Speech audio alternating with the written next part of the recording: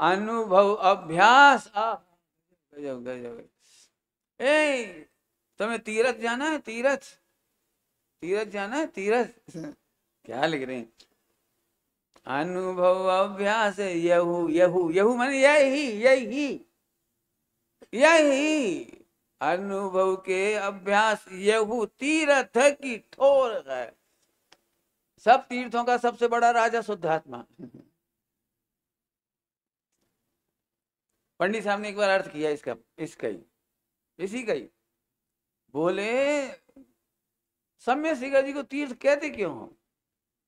क्योंकि वहां पर भगवान आए थे और अपने अनुभव की ठोर में बैठे थे, आत्मा में मग्न हुए थे। यही हुआ था ना सम्य शिखर में। क्या हुआ था? गिरनार जी में क्या हुआ था? वे जो नेमिनाथ भगवान थे वे वहां पधारे थे।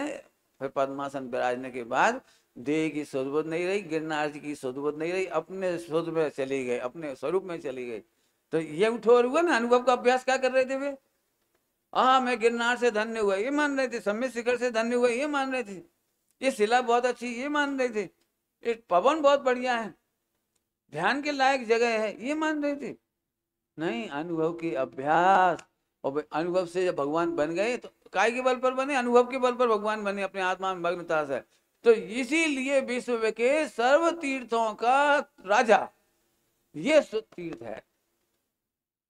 व्यवहार में तो हमें कहते हैं सम्य शिखर जी तीर्थ है, वास्तव में उस क्षेत्र तीर्थ उस द्रव्य तीर्थ को बताता है।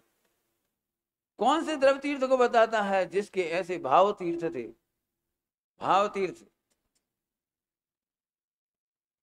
अभी हमें मिलते हैं लोग, आपको भी मिलते होंगे, भैया सम्य शिखर जी में जन्म ले वाले सब धन्य हैं, भव्य हैं, नियम से मोक्ष जाएंगे, ऐसा लोग मेरे से कह रहे थे।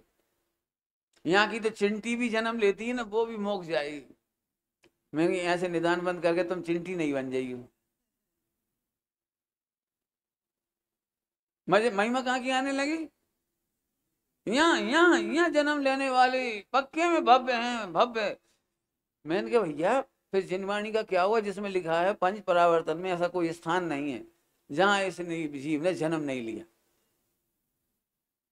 इसका क्या होगा? ये चिंटियां जन्म ले गई, सब आसन में भव्य हो गई।